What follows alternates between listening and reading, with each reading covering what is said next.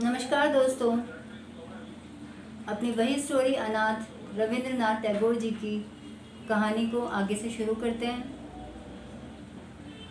किंतु इस नए मिलन से जय गोपाल बाबू के मन की दशा कुछ और ही हो गई थी।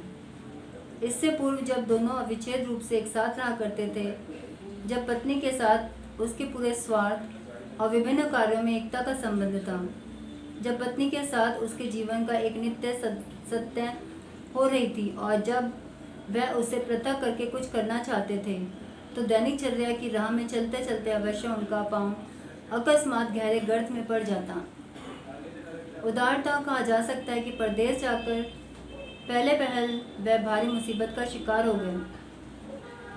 वहाँ उन्हें ऐसा प्रतीत होने लगा मानो अकस्मात उन्हें किसी ने गहरे जल में धकेल दिया हो। लेकिन क्रमशः उनके उस विच्छेद में एक कार्य को ठेकली लगा दी गई। केवल इतना ही नहीं, अपितु पहले तो उनके दिन व्यर्थ आलस्य में कट जाया करते थे। उधर 2 वर्ष से अपनी आर्थिक अवस्था सुधारने की कोशिश के रूप में उनके मन में एक प्रकार की जबरदस्त क्रांति का उदय हुआ था। उनके मन के सम्मुख मालदार बनने की एक निष्ठ इच्छा के सिवा और कोई चीज नहीं थी। इस नए उन्माद की तीव्रता के साथ पिछला जीवन उनको बिल्कुल ही सारहीन या दृष्टिगत होने लगा।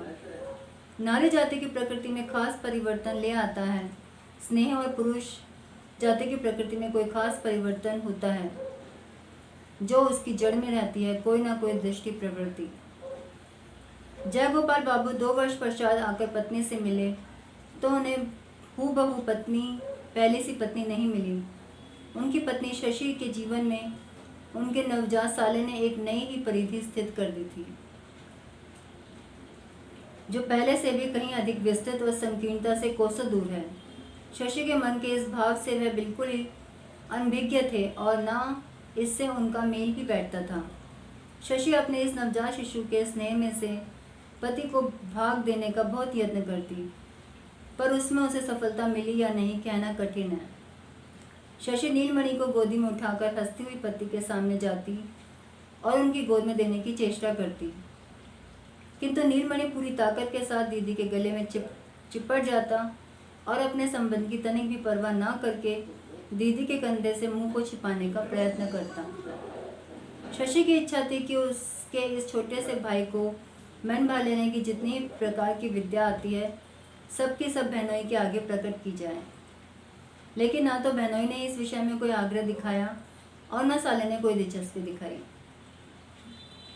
जय गोपाल बाबू की समझ में बिल्कुल नहीं आया कि इस दुबले पतले चौड़े माथे वाले मनहूस सूरत काले कलूटे बच्चे में ऐसा कौन सा आकर्षण है जिसके लिए उस पर प्यार की इतनी फिजूल खर्ची की जा रही है।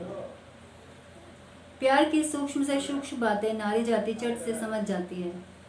शशि तुरंत ही समझ गई थी कि जय गोपाल बाबू को नीलमणि के प्रति कोई खास रुचि नहीं है और वह शायद मन से उसे चाहते भी नहीं हैं। तब से वह अपने भाई को बड़ी सतर्कता से पति की दृष्टि से बचाकर रखने लगी।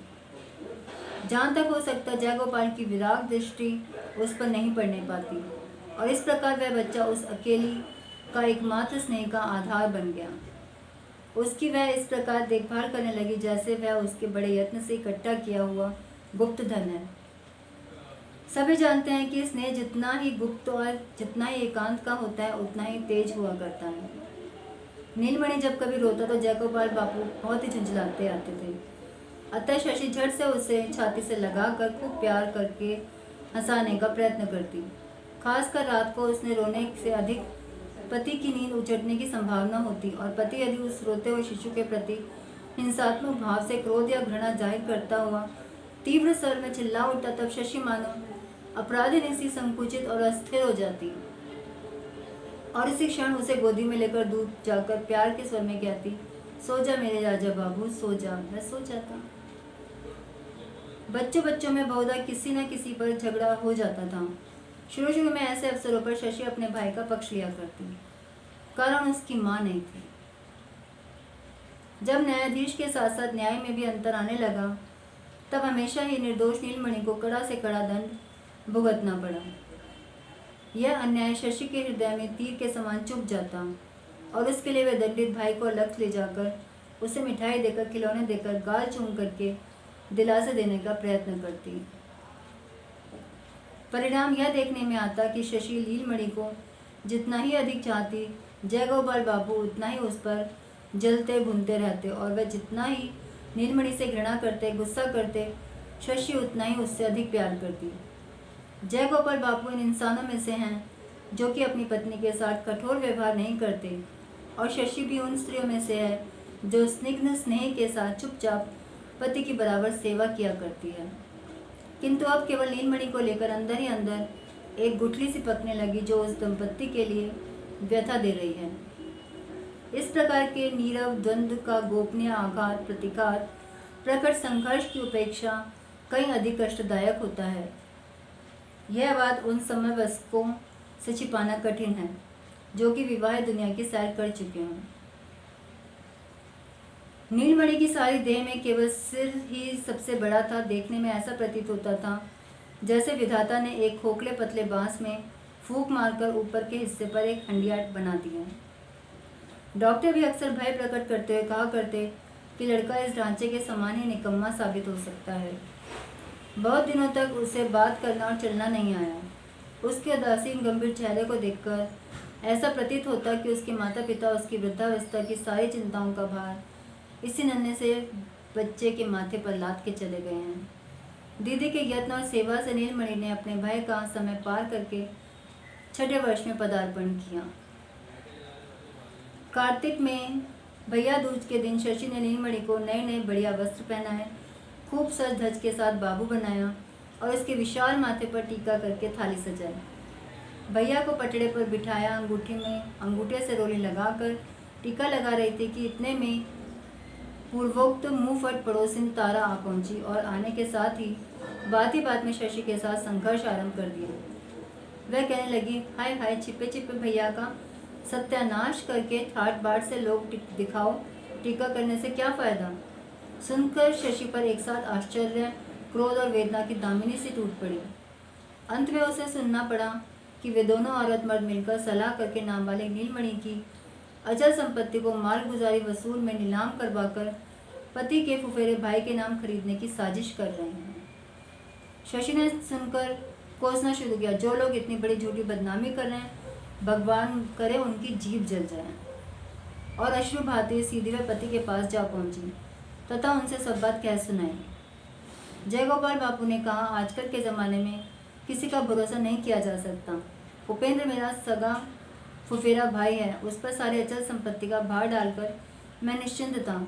उसने कब मालगुजारी नहीं भरी और कब नीलाम में हासिलपुर खरीद लिया, मुझे कुछ नहीं पता लगा। शशि ने आश्चर्य के साथ पूछा, तुम चिंता नहीं करो। जयगोपाल बापू ने कहा, भाई के नाम नालिश कैसे करूं, और फिर नालिश करने से कुछ फल भी नहीं निकलेगा, गांठ से और रुपये पैसे की बर्बादी होगी। पति की बात पर भरोसा करना शशि का कर्तव्य है, किंतु वह किसी भी तरह भरोसा न कर सकी। तब फिर उसकी अपनी खुद की सुख की गृहस्थी और स्नेह का दाम्पत्य जीवन सब कुछ सहसा भयानक रूप ले उसके समक्ष आ खड़ा हुआ। जिस घर द्वार को वह अपना आश्रय समझ रही थी, अचानक देखा कि उसके लिए एक निष्ठुर फांसी बन गया है, जिसने चारों ओर से उस दोनों बहन भाइयों को घेर रखा है। वह अकेली अबला और असहाय नीलमणि को कैसे बचाए, उसकी कुछ समझ में नहीं आया। जैसे जैसे वह सोचने लगी, वैसे वैसे भय और घृणा से संकट में पड़े हुए अबोध भाई पर उसका प्यार बढ़ता ही गया। उसका हृदय ममता और आंखों अश्रुओं से भर गई। वह सोचने लगी, यदि उसे उपाय मालूम होता तो वह लाट साहब के दरबार में अपनी अर्जी दिलवाती और वहाँ से कुछ न होता तो महारानी विक्टोरिया के पास खत भेजकर अपने भाई की जायदाद अवश्य बचा लेती और महारानी साहिबा नीलमणि की वार्षिक 758 रुपये लाभ की जायदाद हासिल कर कदापि नहीं बिकने देती।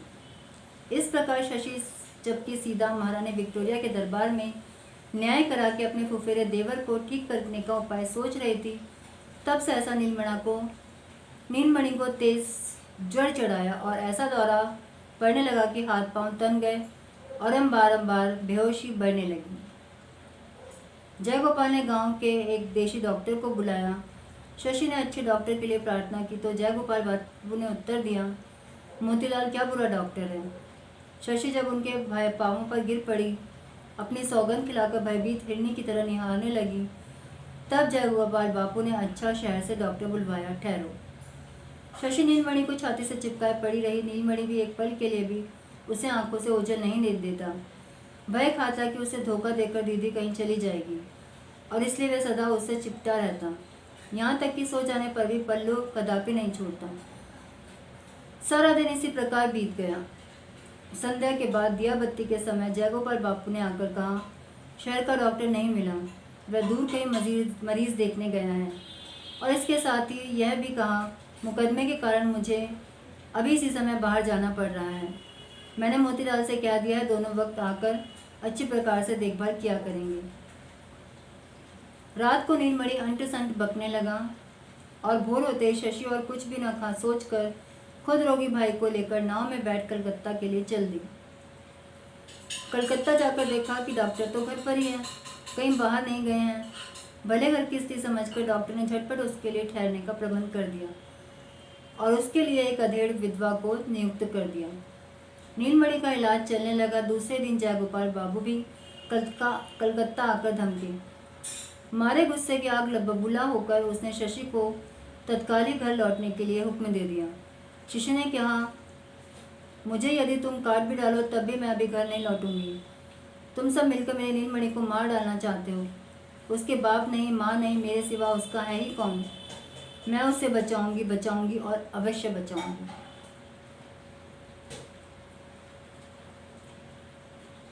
बाकी स्टोरी करते हैं नेक्स्ट एपिसोड में, पार्ट 3 में।